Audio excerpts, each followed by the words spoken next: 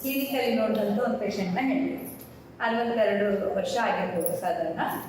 BP ಇದೆ, sugar ಇದೆ, ಸ್ವಲ್ಪ ಒಬೆಸಿಟಿ ಇದೆ, ಕಾಲು ನೋವು, ಮಂಡಿ ನೋವು ಸಿಕ್ಕಾಪಟ್ಟೆ ಇದೆ, ನಿಲ್ಲಕ್ಕಾಗಲ್ಲ, ಕೂರಕ್ಕಾಗಲ್ಲ, ಆಲ್ಮೋಸ್ಟ್ ಇದೆ, ರಾತ್ರಿ ಮಲಗಕ್ಕಾಗಲ್ಲ, ಜಗಿತ ಬರುತ್ತೆ, ಹೊಡಿತ ಬರುತ್ತೆ.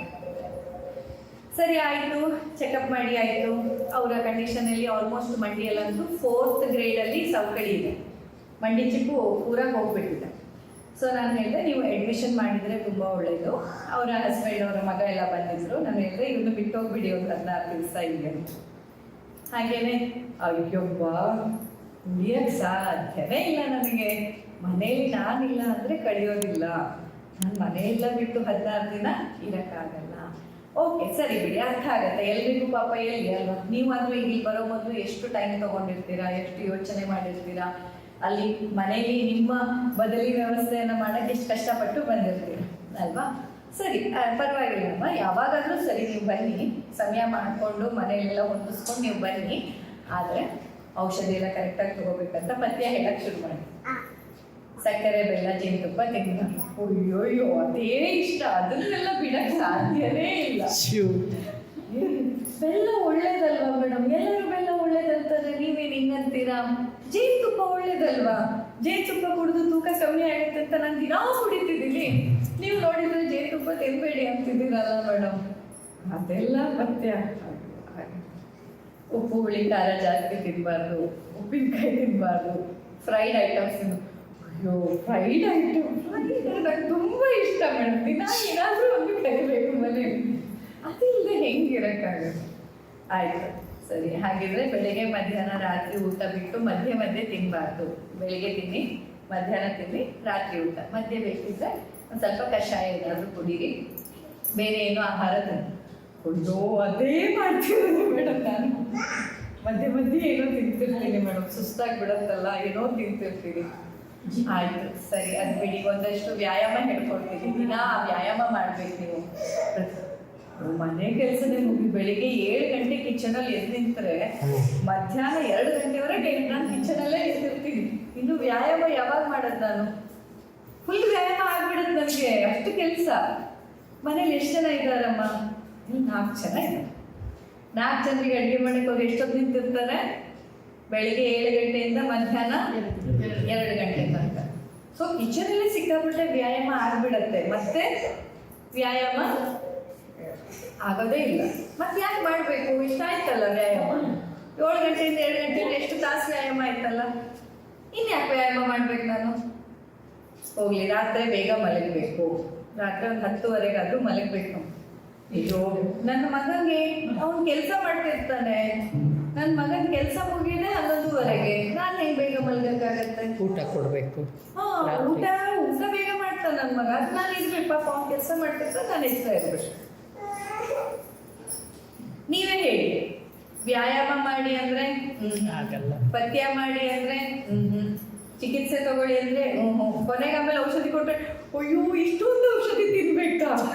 ಆಗಲ್ಲ ಮೇಡಮ್. ಈಗಾಗಲೇ BP ಗುಳಿಗೆ ತಿಂತಿದ್ದೀನಿ, ಥೈರಾಯ್ಡ್ ಗುಳಿಗೆ ತಿಂತಿದ್ದೀನಿ, ಶುಗರ್ ಗುಳಿಗೆ ತಿಂತಿದ್ದೀನಿ, ಮತ್ತೆ ನಿಮ್ಮ ಇಷ್ಟು ತಿನ್ಬೇಕಾ? ಅಯ್ಯೋ ಆಗಲ್ಲ. ನೀವು ಹೇಳಿ ನಿಜಕ್ಕೂ, ಈಗ ನೀವು ಒಬ್ಬ ಔಟ್ಸೈಡರ್ ಆಗಿ ಯೋಚನೆ ಮಾಡಿ ಹೇಳಿ. ನಿಮ್ಗೇನು ವೈದ್ಯಕೀಯ ನಾಲೆಜ್ ಇರಬೇಕಂತಿಲ್ಲ, ನೀವೇ ಈಗ ಒಮ್ಮೆ ನಿಮ್ಮ ಪ್ರಾಮಾಣಿಕ ಅಭಿಪ್ರಾಯ ಹೇಳಿ, ಇಂಥವರಿಗೆ ಆರೋಗ್ಯದ ಅರ್ಹತೆ ಇದೆಯಾ ಅಂತ. ನಿಮಗೆ ನೀವು ವೈದ್ಯರಾಗಬೇಕಂತಿಲ್ಲ, ಒಂದು ಜನರಲ್ ಕಾಮನ್ ಸೆನ್ಸ್ ಇಂದ ಯೋಚನೆ ಮಾಡಿ ನೋಡಿ. ಯಾರು ಪಥ್ಯ ಮಾಡಕ್ಕೆ ರೆಡಿ ಇಲ್ಲ, ಯಾರು ಯಾವುದೇ ರೀತಿಯಲ್ಲಿ ಔಷಧಿ ತಗೊಳ್ಳೋಕ್ಕೂ ರೆಡಿ ಇಲ್ಲ, ಚಿಕಿತ್ಸೆಗೆ ಬರೋಕ್ಕೆ ರೆಡಿ ಇಲ್ಲ, ವ್ಯಾಯಾಮ ಮಾಡೋಕ್ಕೆ ರೆಡಿ ಇಲ್ಲ, ತನ್ನ ದಿನಚರಿಯಲ್ಲಿ ನಿದ್ದೆಯ ಸಮಯ ಬದಲಾಯಿಸ್ಕೊಳ್ಳೋಕೆ ರೆಡಿ ಇಲ್ಲ, ಆದರೆ ಅವ್ರಿಗೆ ಏನಾಗಬೇಕು? ಆರೋಗ್ಯ ಬರಬೇಕು.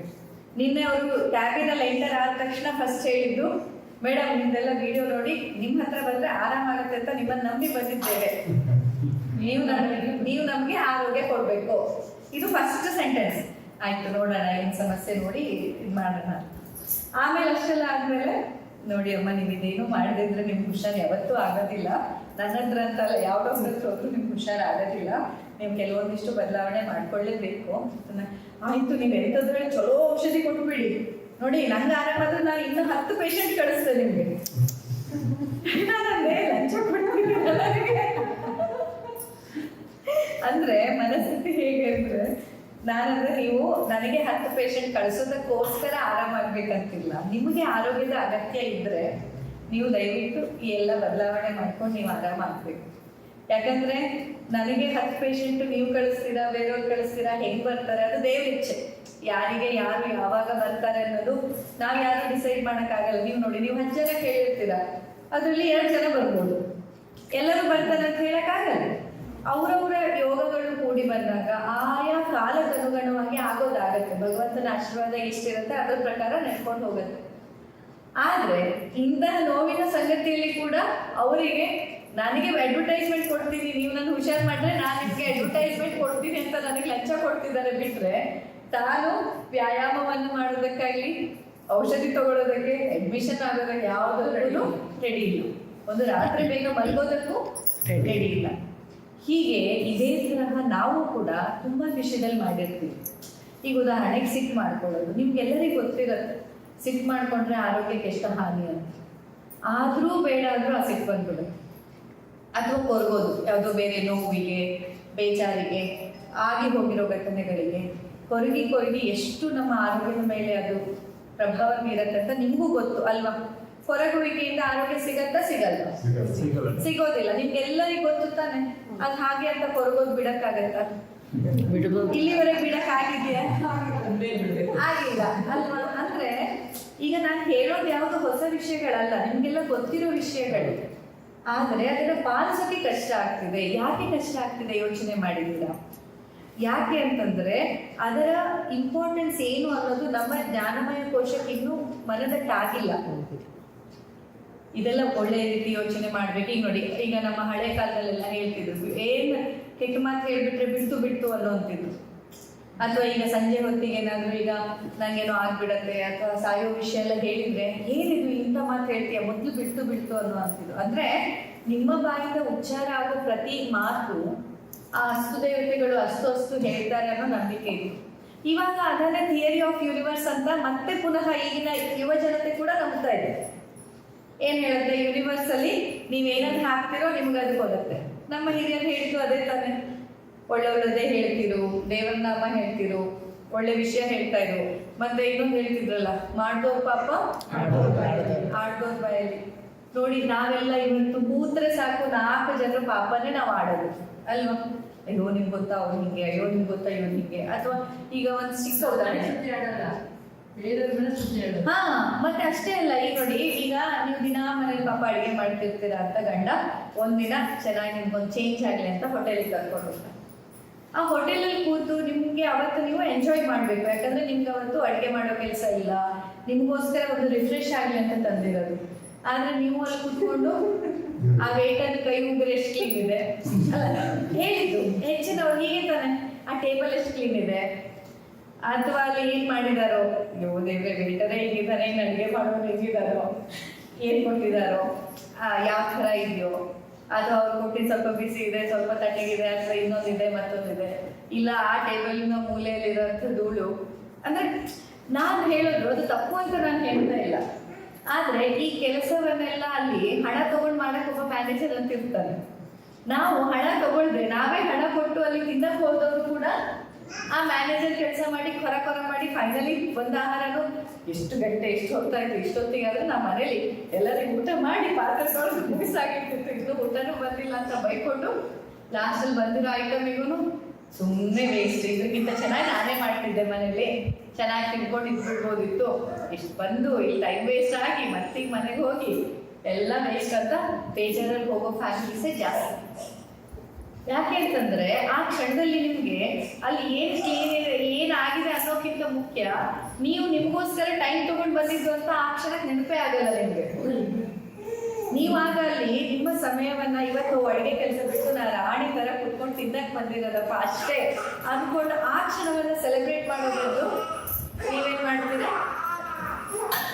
ನೀವೇನ್ ಮಾಡ್ತೀರಾ ಅವತ್ತು ಅಲ್ಲಿ ಹೋಗಿ ಕುತ್ಕೊಂಡು ಆ ಇದು ಎಂತದ್ದು ಆ ಹೋಟೆಲಿಂದು ಮ್ಯಾನೇಜರ್ ಕೆಲಸ ಮಾಡಿ ಬರ್ತೀರಾ ವಿದೌಟ್ ಪೇಮೆಂಟ್ ಅಲ್ವಾ?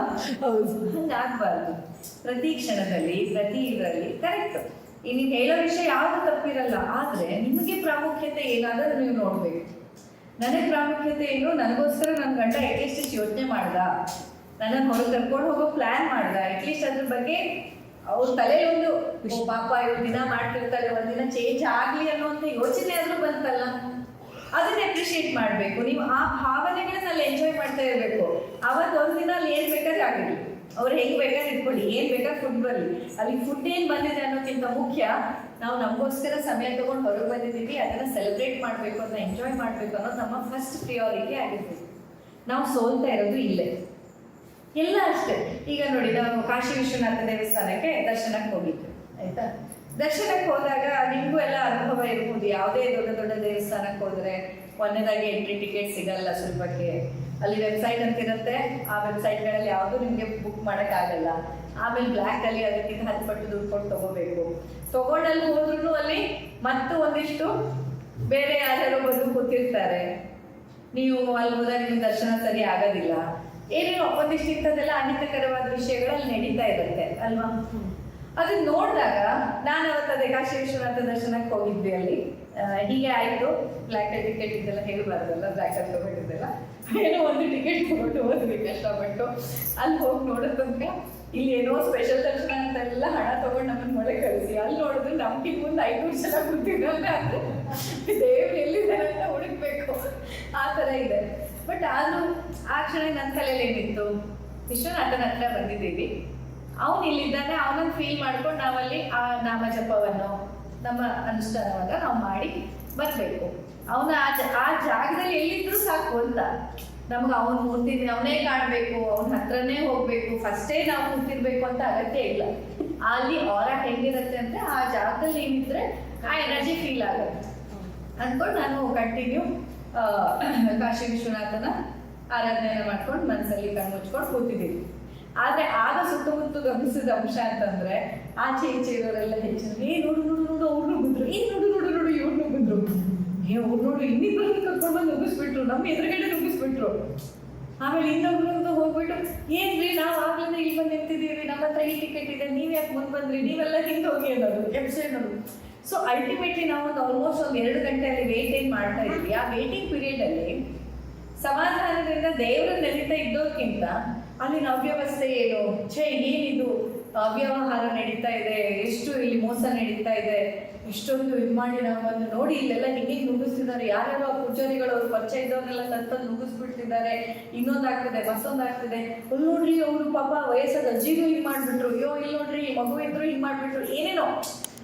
ಅಲ್ಲಿ ಆ ಕ್ಷಣದಲ್ಲಿ ಅವ್ರು ಹೇಳ್ತಾ ಇರೋ ಮಾತುಗಳು ಯಾವುದು ತಪ್ಪು ಅಂತ ನಾನು ಹೇಳ್ತಿಲ್ಲ, ಅವರೆಲ್ಲ ಹೇಳ್ತಾ ಇರೋದು ವ್ಯಾಲಿಡ್ ಪಾಯಿಂಟೇ. ಹೌದು, ಅಲ್ಲಿ ಅವ್ಯವಹಾರ ನಡೀತಾ ಇದೆ ನಿಜ, ಹೌದು ಅಲ್ಲಿ ಪಾಪ ಯಾರ್ಯಾರಿಗೂ ತೊಂದರೆ ಆಗ್ತಿದೆ, ಎಲ್ಲ ನಿಜ, ನಾನು ಇಲ್ಲ ಅಂತ ಹೇಳ್ತಿಲ್ಲ. ಆದ್ರೆ ಆ ಕ್ಷಣಕ್ಕೆ ನಿಮ್ಮ ಪ್ರಿಯಾರಿಟಿ ಏನಾಗಿರ್ಬೇಕು? ದೇವರಲ್ಲಿ. ಆ ಕ್ಷಣಕ್ಕಲ್ಲಿ ನಿಮ್ಗೆ ಇನ್ಯಾರು ಕಾಣಿಸ್ಬಾರ್ದು, ನೀವಿದ್ದೀರಾ, ಭಗವಂತ ಇದ್ದಾನೆ, ಆ ಎನರ್ಜಿ ಇದೆ ಅಷ್ಟೇ.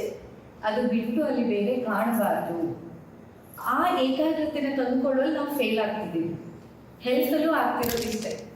ನಾವು ಆರೋಗ್ಯ ಬೇಕು ಬೇಕು ಬೇಕು ಅಂತ ಅನ್ಕೋತೀವಿ ನಿಜ, ಆದರೆ ಆ ಆರೋಗ್ಯದ ಸುತ್ತಲೂ ಇರೋ ಈ ಡಿಸ್ಟ್ರಾಕ್ಷನ್ಗಳಿಗೆ ಬಲಿ ಆಗ್ತಿದ್ದೀವಿ. ಒಬ್ರು ಇದು ತಿನ್ನು ಅಂತಾರೆ, ತಿನ್ನಕ್ಕೆ ಸ್ಟಾರ್ಟ್ ಮಾಡ್ತೀವಿ, ಇನ್ನೊಬ್ರು ತಿನ್ಬೇಡ ಅಂತಾರೆ, ಅದು ಬಿಡಬೇಕು. ಮತ್ತೊಬ್ರು ಮತ್ತೊಂದು ತಿನ್ನು ಅಂತಾರೆ, ಮತ್ತೊಬ್ರು ಮತ್ತೊಂದು ಬೇಡ ಅಂತಾರೆ. ಈ ಕನ್ಫ್ಯೂಷನ್ ಅಲ್ಲೇ ಯಾವ ತಿನ್ನೋದು ಬಿಡೋದು ಅಂತಾನೆ ಗೊತ್ತಾಗಲ್ಲ. ಅಥವಾ ಯಾವುದೋ ಒಂದಿಷ್ಟು ಹೆಲ್ದಿ ಅಂತ ಹೇಳ್ಬಿಡ್ತಾರೆ, ಆದ್ರೆ ಆ ಹೆಲ್ದಿ ಆಹಾರವನ್ನೇ ಅತಿಯಾಗಿ ತಿನ್ಬಿಡ್ತೀವಿ. ಒಂದು ಹೆಲ್ದಿ ಅಂತ ಗೊತ್ತಾದ ತಕ್ಷಣ ಅದನ್ನೇ ತುಂಬಾ ತಿನ್ನೋದು. ಅಥವಾ ಬೆಳಿಗ್ಗೆ ಮೊದಲು ಡ್ರೈ ಫ್ರೂಟ್ಸ್ ತಿನ್ನೋದು, ಅದು ಜೀರ್ಣ ಆಗೋಷ್ಟರಲ್ಲೇ ಮಾಡಿ ಕುಡಿಯೋದು, ಅದು ಜೀರ್ಣ ಆಗೋಷ್ಟರಲ್ಲೇ ಹಣ್ಣು ತಿನ್ನೋದು, ಅದು ಜೀರ್ಣ ಆಗೋಷ್ಟರಲ್ಲೇ ಮತ್ತೊಂದು ತಿನ್ನೋದು, ಎಲ್ಲ ಹೆಲ್ದಿ ಫುಡ್ ತಿನ್ನೋದು ಬೆಳಗಿನ ಸಂಜೆವರೆಗೆ. ಆದ್ರೆ ಏನು ತಿಂತಾನೇ ಇರೋದು, ಗಂಟೆಗೆ ಒಂದ್ಸಲ 2 ಗಂಟೆಗೆ ಒಂದ್ಸಲ. ಡೆಫಿನೆಟ್ಲಿ ನೋಡ್ಬೋದು, ಅದರಿಂದ ಆರೋಗ್ಯ ಸಿಗೋದಿಲ್ಲ. ಬಟ್ ಪಾಪ ಅವ್ರು ಇಷ್ಟೊಂದು ಪ್ರಯತ್ನ ಯಾಕೆ ಮಾಡ್ತಿದ್ದಾರೆ? ಆರೋಗ್ಯಕ್ಕಾಗಿ ಮಾಡ್ತಿರೋದು, ಆದರೆ ಆರೋಗ್ಯ ಸಿಗ್ತಾ ಇಲ್ಲ ಅವ್ರಿಗೆ ಅದರಿಂದ. ಗೊತ್ತಾಯ್ತಾ? ಹೀಗೆ ನಾವು ನಮ್ಮ ಪ್ರಿಯಾರಿಟಿಯನ್ನ ನೋಡೋದ್ರಲ್ಲಿ ಫೇಲ್ ಆಗ್ತಿದ್ದೀವಿ ಆರೋಗ್ಯದಲ್ಲೂ. ಅದಕ್ಕಾಗಿ ಇಷ್ಟೊಂದು ಡಾಕ್ಟರ್ಸ್ ಇದ್ರು, ಇಷ್ಟೆಲ್ಲ ಆರೋಗ್ಯದ ಬಗ್ಗೆ ಇನ್ಫಾರ್ಮೇಶನ್ ಗೊತ್ತಿದ್ರು ಆರೋಗ್ಯ ಪಡ್ಕೊಳ್ಳೋಕ್ಕೆ ನಾವು ಫೇಲ್ ಆಗ್ತಾ ಇದ್ದೋ. ಸೊ ನಾವೇನು ಮಾಡ್ತಾ ಹೋಗ್ಬೇಕು, ನಮ್ಮ ಪ್ರಿಯಾರಿಟಿಯನ್ನು ಸೆಟ್ ಮಾಡ್ತಾ ಬರಬೇಕು. ನನ್ನ ಪ್ರಾಮುಖ್ಯತೆ ಏನು? ಈಗ ನೋಡಿ, ಇವ್ರಿಗೆ ನಂಗೆ ತುಂಬ ಖುಷಿ ಆಗುತ್ತೆ. ದಿನ ಬೆಳಿಗ್ಗೆ ಅಲ್ಲಿ ಕೂತ್ಕೊಂಡು ಪ್ರಾಣಾಯಾಮ ಮಾಡಿ, ನೀವು ನೋಡಿರ್ಬೋದು, ಇವ್ರಲ್ಲಿ ನೋಡಿದ್ದೀರಾ, ಸೂರ್ಯ ಸ್ನಾನ ಮಾಡ್ತಾ ಬಿಸಿಲಲ್ಲಿ ಕೂತ್ಕೊಂಡು ಅವ್ರು ಹೆಂಗೆ ಕೂತಿರ್ತಾರೆ ಅಂತಂದ್ರೆ, ನೀವು ಬೇಕಂದ್ರೆ ನಾಳೆ ಬೇಕಂತಾನೆ ಅವ್ರ ಮುಂದೆ 2 ಸತ ನಡೆದಾಡಕ್ಕೆ ಹೋಗಿ ಶಬ್ದ ಮಾಡ್ಕೊಂಡು ಕಟ್ ಕಟ್ ಅಂತ ನಡೆದಾಡ್ಕೊಂಡು ಕಣ್ಣು ಬಿಡಲ್ಲ, ಅದು ನೋಡೋದು ಇಲ್ಲ. ಯಾರು ಬಂದ್ರು ಯಾರು ಹೋದ್ರೂ ಸಂಬಂಧ ಇಲ್ಲ. ಸೂರ್ಯ ಸ್ನಾನಕ್ಕೆ ಅಂತ ಕೂತಿರ್ತಾರೆ, ಚೇರ್ ಮೇಲೆ ಕೂತಿದ್ದಾರೆ, ಕಣ್ಣು ಮುಚ್ಚಿದ್ದಾರೆ, ಪ್ರಾಣಾಯಾಮ ಮಾಡ್ತಿದ್ದಾರೆ, ಅಷ್ಟೇ ಅವ್ರಿಗೆ ಸಂಬಂಧ ಇರೋದು. ಅದೇ ನಾವ್ಯಾರು ಬೇರೆಯವ್ರು ಕೂತಿದ್ರು, ನಾನು ಬೇರೆಯವ್ರಿಗೂ ನೋಡ್ತೀನಿ, ಅಲ್ಲಿ ಕಾರಿಡಾರಲ್ಲಿ ಕೂತ್ಕೊಂಡು ಪ್ರಾಣಾಯಾಮ ಮಾಡಕ್ಕೆ 2 ನಿಮಿಷ ಈಗ ಕೂತ್ಕೊತಾರೆ, ಒಂದು ಶಬ್ದ ಆದ ತಕ್ಷಣ ಈಗ ನೋಡ್ತಾರೆ, ಓ ಬಂದ್ರೆ ಪ್ರಾಣಾಯಾಮ ಮಾಡ್ತಾ ನಾ ಮಾಡ್ತಿದ್ದೆ ಬನ್ನಿ ಬನ್ನಿ ಅಂತಾರೆ. ಮತ್ತೆ ಈಚೆ ನೋಡ್ತಾರೆ, ಓ ನೀವು ಬಂದ್ರ ಬನ್ನಿ ಬನ್ನಿ ಕೂತ್ಕೊಳ್ಳಿ ಮಾಡೋಣ. ಅಂದ್ರೆ ತಪ್ಪು ಅಂತ ಹೇಳ್ತಿಲ್ಲ, ಇದೆಲ್ಲ ನೋಡಿ ಮನುಷ್ಯ ಸಂಘಜೀವಿ, ನಾವು ಬಯಸ್ತೀವಿ ಎಲ್ಲರ ಜೊತೆ ಮಾತಾಡೋದು ಮಾಡೋದಿಲ್ಲ, ಇಷ್ಟನ್ನ ತಪ್ಪು ಅಂತ ಹೇಳ್ತಿಲ್ಲ. ಆದರೆ ಎಲ್ಲೋ ಒಂದ್ ಕಡೆ ನೀವು ನಿಮ್ಮ ಹೆಲ್ತ್ಗೆ ಪ್ರಿಯಾರಿಟಿ ಕೊಡೋದ್ರಲ್ಲಿ ಸೋಲ್ತಿದ್ದೀರಾ ಅನ್ನೋ ಪ್ರಶ್ನೆ ಅಲ್ಲ. ಎಷ್ಟು ಖುಷಿ ಆಗುತ್ತೆ ಅವ್ರಿಗೆ, ನೀವು ನೋಡಿ ನಾಳೆ ನೀವೆಲ್ಲ ನೋಡ್ಬೇಕು ಅವ್ರು ಹೆಂಗ್ ಕೂತಿರ್ತಾರೆ ಅಂತ. ಧ್ಯಾನ ಅವಸ್ಥೆ ಅಂದ್ರೆ ಧ್ಯಾನದಲ್ಲೇ ಇರ್ತಾರೆ ಅವರು ಪೂರ. ಯಾರು ಏನ್ ಬಂದ್ರು ಸೂರ್ಯನ ಬಿಸಿಲುಗಳು ಬೀಳ್ತಾ ಇರುತ್ತೆ, ಪ್ರಾಣಾಯಾಮ ಮಾಡ್ತಿರ್ತಾರೆ, ಶ್ರದ್ಧೆಯಿಂದ ಎವ್ರಿ ಡೇ ಮಾಡ್ತಾ ಇದ್ದಾರೆ. ಅಂದ್ರೆ ಹೀಗೆ ನೀವು ಮಾಡ್ತಿರ್ತೀರ, ಮಾಡೋರು ತುಂಬಾ ಜನ ಇದ್ದೀರಾ, ಇಲ್ಲ ಅಂತಲ್ಲ, ಬಟ್ ಅವರದೊಂದು ಉದಾಹರಣೆ ಹೇಳಿದ್ದ. ಸೊ ಈ ಥರ ಪ್ರತಿಯೊಂದು ಮಾಡೋ ನೀವು ಕೆಲಸ, ಸೂರ್ಯ ಸ್ನಾನ ತಗೊಳ್ಳೋದಿರ್ಬೋದು, ಪ್ರಾಣಾಯಾಮ ಮಾಡೋದಿರ್ಬೋದು, ಈವನ್ ಆಹಾರ ಇರೋದು, ತಿಂದಷ್ಟು ಅಯ್ಯೋ ಚಪ್ಪೆ ಊಟ, ಅಲ್ಲಿಂದಲೇ ಶುರು. ಯದ್ಭಾವ ತದ್ಭವತಿ. ನಮ್ಗೇನಾಗುತ್ತೆ, ನಾವು ಯಾವ ಭಾವದಿಂದ ತಿಂತೀವಿ ಹಂಗಾಗುತ್ತೆ. ತಿನ್ನೋವಾಗಲೇ ಇದೇನೋ ರಾಶಿ ಅಂದ್ಕೊಂಡು ನಾವು ತಿಂದ್ರೆ ಏನಾಗುತ್ತೆ, ಒಳಗೂ ಅದೇ ಸಿಗತ್ತೆ. ಬಟ್ ತಿನ್ನೋವಾಗಾದ್ರೂ ಇದು ಅಮೃತ ಅಂದ್ಕೊಂಡು ಅನ್ನಪೂರ್ಣೆ, ಸದಾಪೂರ್ಣೆ, ಶಂಕರ ಪ್ರಾಣವಲ್ಲಭೆ, ಜ್ಞಾನ ವೈರಾಗ್ಯ ಸಿದ್ಧಿ ಅಂತ ನೋಡಿ. ನಾವು ತಿನ್ನೋದು ಹೊಟ್ಟೆ ತುಂಬಿಸ್ಕೊಳಕ್ಕಲ್ಲ. ನಾವು ಆ ಶ್ಲೋಕ ಎಲ್ಲರೂ ಹೇಳ್ತೀರಾ, ಆದ್ರೆ ಅದರ ಅರ್ಥ ಮರಿತೀರಾ. ಯಾಕೆ ನಾವು ತಿನ್ನೋದು, ಯಾಕೆ ಈ ಹೊಟ್ಟೆ ತುಂಬಿಸಕ್ಕಲ್ಲ, ನಾವು ತಿನ್ನೋದು ಜ್ಞಾನ ಸಿದ್ಧಿಗಾಗಿ, ವೈರಾಗ್ಯ ಸಿದ್ಧಿಗಾಗಿ. ಯಾವ ಜ್ಞಾನ ಸಿಗ್ಬೇಕು? ಈ ಶಾಲೆ ಕಾಲೇಜಲ್ಲಿ ಸಿಗುವಂಥ ಜ್ಞಾನ ಅಲ್ಲ, ಬದುಕಿನ ಜ್ಞಾನ. ಬದುಕು ಎಷ್ಟು ನಶ್ವರ, ಬದುಕು ಏನು, ಬದುಕಿನಲ್ಲಿ ನಮ್ಮ ಪ್ರಿಯಾರಿಟಿ ಏನು, ನಮ್ಮ ರೋಲ್ ಏನು ನಮ್ಮ ಬದುಕಿನಲ್ಲಿ, ಇವತ್ತಿನ ದಿನ ನಾನು ಹೇಗೆ ಕಳೀತಾ ಇದ್ದೀನಿ, ಇದು ನನ್ನ ಕೊನೆ ದಿನ ಆಗಿರ್ಬೋದು, ಆದ್ರೂ ನಾನು ಸಾರ್ಥಕತೆಯಿಂದ ಇದನ್ನ ಹೇಗೆ ಕಳಿಬೇಕು, ಈ ಜ್ಞಾನವನ್ನ ನೆನಪಲ್ಲಿ ಇಟ್ಕೊಳಕ್ಕೆ ಆಹಾರ ತಿನ್ನೋದು. ನಿಜ ಹೇಳಿ, ನೀವು ಯಾರಾದ್ರೂ ಈ ಭಾವಕ್ಕಾಗಿ ತಿಂತೀರಾ? ಹಸುವಾಗಿದೆ ತಿನ್ಬೇಕು, ವೀಕ್ನೆಸ್ ಆಗುತ್ತೆ ತಿನ್ಬೇಕು, ಆರೋಗ್ಯ ಸಿಗತ್ತೆ ತಿನ್ಬೇಕು, ಏನೇನಕ್ಕೋ ತಿಂತೀವಿ, ಆದ್ರೆ ಜ್ಞಾನ ಸಿದ್ಧಿಗಾಗಿ ತಿನ್ನೋದಿಲ್ಲ. ಜ್ಞಾನ ಸಿದ್ಧಿಗಾಗಿ ಆಹಾರ ಸೇವನೆ ಆಗ್ಬೇಕು. ಆಮೇಲೆ ವೈರಾಗ್ಯ ಸಿದ್ಧಿ. ಏನಿದು ವೈರಾಗ್ಯ? ವೈರಾಗ್ಯ ಅಂದ್ರೆ ಏನು? ವಿಶೇಷವಾದ ರಾಗ. ಇಲ್ಲಿ ವೈರಾಗ್ಯ ಅಂತ ಬಂದಾಗ ಎಲ್ಲ ಬಿಟ್ಟು ಸನ್ಯಾಸಿಯಾಗಿ ಹಿಮಾಲಯಕ್ಕೆ ಹೋಗೋದಲ್ಲ. ಹೊರಗಡೆ ಜಗತ್ತಿನ ಜೊತೆಯಲ್ಲಿ ಡಿಟ್ಯಾಚ್ಮೆಂಟ್ ಬಂದು ನಿಮ್ಮ ಜೊತೆಯಲ್ಲಿ ವಿಶೇಷವಾದ ಬಾಂಧವ್ಯ. ನಿಮ್ಮ ಒಳಗಡೆ ಒಂದು ದೊಡ್ಡ ಜಗತ್ತಿದೆ, ನಿಮ್ಮ ದೇಹ, ನಿಮ್ಮ ಪ್ರಾಣ, ನಿಮ್ಮ ಮನಸ್ಸು, ನಿಮ್ಮ ಜ್ಞಾನ, ನಿಮ್ಮೊಳಗಿನ ಆನಂದ, ಹೀಗೆ ಒಂದು ದೊಡ್ಡ ಜಗತ್ತು ನಿಮ್ಮೊಳಗಿದೆ. ಸೊ ಇಲ್ಲಿ ವೈರಾಗ್ಯ ಅಂತಂದ್ರೆ ಎಲ್ಲ ಈಗ ಗಂಡ ಮಕ್ಕಳು ಹೆಂಡತಿ ಸಂಸಾರ ಎಲ್ಲ ಬಿಟ್ಟು ಹಿಮಾಲಯಕ್ಕೆ ಹೋಗಿ ಕೂತ್ಕೊಳ್ಳೋದು ವೈರಾಗ್ಯ ಅಲ್ಲ. ಹೊರ ಜಗತ್ತಿನ ಅಟ್ಯಾಚ್ಮೆಂಟ್ ಅನ್ನ ಬಿಟ್ಟು ಈ ಒಳ ಜಗತ್ತನ್ನ ಅರಿಯುವ ಪ್ರಯತ್ನ ಮಾಡೋದು ವೈರಾಗ್ಯ. ಹಾಗಾಗಿ ಅಲ್ಲಿ ಜ್ಞಾನ ವೈರಾಗ್ಯ ಸಿದ್ಧಾಂತ ಅಂದ್ರೆ, ನಾನು ತಿನ್ನೋ ಅನ್ನ ನನಗೆ ಈ ಬದುಕಿನ ರಿಯಾಲಿಟಿಯ ಜ್ಞಾನವನ್ನ ಕೊಡ್ಲಿ, ಜೊತೆಗೆ ಈ ವಿಶೇಷವಾದ ಈ ಹೊರಗಿನ ಅಟ್ಯಾಚ್ಮೆಂಟ್. ನಾವೇನಾದ್ರು ನೋಡಿ ಪಾಪ ಮಹಿಳೆ ಎಕ್ಸಾಂಪಲ್ ಹೇಳಿದಂಗೆ, ನಾನಿಲ್ಲದೆ ಇದ್ರೆ ಕಳಿಯಲ್ಲ ಮನೆಯಲ್ಲಿ, ಆದ್ರೆ ಅದು ನಿಜಾನ? ನಾವಿಲ್ಲ ಯಾರೇ ಆದ್ರೂ ನಾನಿಲ್ಲ ಅಂದ್ರೆ 2 ದಿನ ಅಳ್ತಾರೆ, 4 ದಿನ ಅಳ್ತಾರೆ, ಇನ್ನೊಂದ್ ದಿನ ಇನ್ನ ಚೆನ್ನಾಗೇ ನಡೆಯತ್ತೆ. ಇದು ಬಿಟ್ರೆ ನಾನಿಲ್ಲ ಅನ್ನೋದು ಏನನ್ನೂ ನಿಲ್ಸಲ್ಲ, ಎಲ್ಲದೂ ಮುಂದುವರ್ಕೊಂಡು ಹೋಗತ್ತೆ, ಇನ್ನ ಚೆನ್ನಾಗೇ ನಡೆಯತ್ತೆ. ಬಟ್ ನಮ್ಗೆ ನಾವು ಇದ್ದಷ್ಟು ದಿವಸ ಏನೋ ತಲೆ ಮೇಲೆ ಹೊತ್ಕೊಂಡಾಗೆ, ಅಯ್ಯೋ ನಾನಿಲ್ಲ ಅಂದ್ರೆ ಆಗಲ್ಲ, ನಾನಿಲ್ಲ ಅಂದ್ರೆ ಆಗಲ್ಲ. ಸುಳ್ಳು ಅದೆಲ್ಲ. ಯಾರಿದ್ರು ಯಾರು ಇಲ್ಲದೆ ಇದ್ರು ಏನೇನು ಆಗ್ಬೇಕು ಎಲ್ಲ ಆಗ್ತಾ ಇರತ್ತೆ. ನೀವು ಒಂದಿನ ನಿಮ್ಗೋಸ್ಕರ ಸಮಯ ತೆಗೆದಿದ್ದಕ್ಕೆ ಜಗತ್ತು ನಿಂತು ಹೋಗಲ್ಲ, ಜಗತ್ ಪ್ರಳಯ ಆಗಲ್ಲ. ಆದ್ರೆ ನೀವು ಹೆಂಗ್ ಯೋಚನೆ ಮಾಡಿರ್ತೀರಾ ಹೇಳಿ? ಸಾಧ್ಯನೇ ಇಲ್ಲಪ್ಪ, ನಾನಿಲ್ಲ ಅಂದ್ರೆ ಪಾಪ ಮನೆಯವ್ರಿಗೆ ಕಷ್ಟ ಆಗುತ್ತೆ, ಮಕ್ಳಿಗೆ ಕಷ್ಟ ಆಗುತ್ತೆ, ಎಲ್ರಿಗೂ ತೊಂದರೆ ಆಗತ್ತೆ. ಅದೇ ಆ ಯೋಚನೆಯಿಂದ ನಿಮ್ಗೆ ವೈರಾಗ್ಯ ಸಿಗ್ಬೇಕು ಅಂತ. ನಾನಿದ್ದ ಈಗ ಹೇಗೆ ಗೊತ್ತಾ, ಈಗ ನಾನೊಬ್ಬಳು ಹೆಂಡತಿಯಾಗಿ ಒಂದಿಷ್ಟು ಜವಾಬ್ದಾರಿ ನಿಭಾಯಿಸ್ತಿದ್ದೀನಿ ಅಂದಾಗ ಅದನ್ನ ಪ್ರೀತಿಯಿಂದ ನಿಭಾಯಿಸ್ಬೇಕು. ನಾಳೆಯಿಂದ ನಂಗೂ ನಾನು ಇಲ್ಲಿದ್ರು ಆಗತ್ತೆ, ನೀವು ಮಾಡ್ಕೊಳ್ರಿ ಅಂತ ಮನೇಲಿದ್ರು ಮನೆಗೆ AC ಹಚ್ಕೊಂಡು ಮೊಬೈಲ್ ನೋಡ್ಕೊಂಡು ಇರಿ ಅಂತ ಹಂಗೆ ಹೇಳ್ತಾ ಇಲ್ಲ. ನಾನು ಇಲ್ಲದಿದ್ರು ಎಲ್ಲ ನಡೆಯತ್ತೆ ಗೊತ್ತು, ಆದ್ರೆ ಇವತ್ತು ನಾನು ಇದ್ದೀನಲ್ಲ, ನಾನು ಇದನ್ನ ಚೆನ್ನಾಗಿ ನಿಭಾಯಿಸ್ತೀನಿ. ಆ ಭಾವನೆಯಲ್ಲಿ ಕೆಲಸ ಮಾಡಬೇಕು. ಯಾವುದೇ ಕೆಲಸ ಆದ್ರೂ ಬಂತು, ಅದು ನಿಮ್ಮ ಅಡಿಗೆ ಕೆಲಸ ಇರ್ಬೋದು, ನಿಮ್ಮ ಆಫೀಸ್ನ ಕೆಲಸ ಆಗಿರ್ಬೋದು, ನಿಮ್ಮ ಮಕ್ಕಳ ಕೆಲಸ ಆಗಿರ್ಬೋದು, ಅಥವಾ ನಿಮ್ಮ ಮನೆಯಲ್ಲಿರೋ ಹಿರಿಯರನ್ನು ನೋಡ್ಕೊಳ್ಳೋ ಕೆಲಸ ಆಗಿರ್ಬೋದು, ನಿಮ್ಮ ಪ್ರೀತಿ ಪಾತ್ರದ ಸೇವೆ ಮಾಡೋದಾಗಿರ್ಬೋದು, ಏನೇ ಆಗಿಲ್ಲ, ಅಥವಾ ನಿಮ್ಮನ್ನ ನೀವು ನೋಡ್ಕೊಳ್ಳೋದಾಗಿರ್ಬೋದು. ಎಲ್ಲ ಕೆಲಸ ಹೇಗೆ ಮಾಡ್ಬೇಕಂದ್ರೆ ಅಷ್ಟು ಪ್ರೀತಿಯಿಂದ ಮಾಡಬೇಕು. ಅದು ನಾನು ಇಲ್ಲಿದ್ರೆ ಕಳಿಯಲ್ವಲ್ಲ, ಏನ್ ಮಾಡೋದು ನಾನೇ ಮಾಡ್ಬೇಕಲ್ಲ ಅಂತ ಬೇಜಾರಲ್ಲಿ ಮಾಡೋದಲ್ಲ. ನಾನು ಇಲ್ಲಿದ್ರು ಕಳಿಯತ್ತೆ, ನಾನು ಇಲ್ಲಿದ್ರು ಎಲ್ಲ ನಡೆಯತ್ತೆ. ಆದ್ರೆ ಇವತ್ತು ನಾನು ಇರೋದ್ರಿಂದ ನಾನು ಪ್ರೀತಿಯಿಂದ ಇದನ್ನ ಮಾಡ್ತಿದ್ದೀನಿ. ಈ ಭಾವನೆಯಲ್ಲಿ ನೀವು ಮಾಡಿದ್ರೆ ನೀವೇ ಈಗಲೇ ಒಮ್ಮೆ ನೆನಪು ಮಾಡ್ಕೊಳ್ಳಿ, ಯೋಚನೆ ಮಾಡಿ, ಎಷ್ಟು ಬದಲಾವಣೆ ಅಲ್ವಾ ಆ ಭಾವದಲ್ಲಿ. ಹೌದು. ನೀವೇ ಮಾಡೋ ಕೆಲಸನ ಏನ್ ಮಾಡೋದು, ನಾವೇ ಮಾಡ್ಬೇಕು ನಮ್ ಕರ್ಮ ಅಂತ ಅಂದ್ಕೊಂಡು ನೀವು ಮಾಡೋದಕ್ಕೂ ನಾ ಮಾಡಿದ್ರು ಕಲಿಯತ್ತೆ. ಆದ್ರೆ ನಾನು ಇದ್ದೀನಿ, ನಾನು ಇಷ್ಟಪಟ್ಟು ನಾನು ಮಾಡ್ತಿದ್ದೀನಿ ಅನ್ನೋ ಭಾವನೆಯಲ್ಲಿ ಎಷ್ಟು ವ್ಯತ್ಯಾಸ ಇದೆ ಅಲ್ವಾ. ಹಾಗೆ ನಾವು ನಮ್ಮ ಪ್ರತಿ ದಿನವನ್ನ ಕಲಿಯಬೇಕು. ಪ್ರತಿ ದಿನವನ್ನ, ಪ್ರತಿ ಕ್ಷಣವನ್ನ ನಾನು ಇಲ್ಲಿದ್ರು ಆಗತ್ತೆ ಅನ್ನೋ ಸತ್ಯವನ್ನು ನೆನಪಲ್ಲಿ ಇಟ್ಕೊಂಡು ನೀವು ಮಾಡ್ಬೇಕು.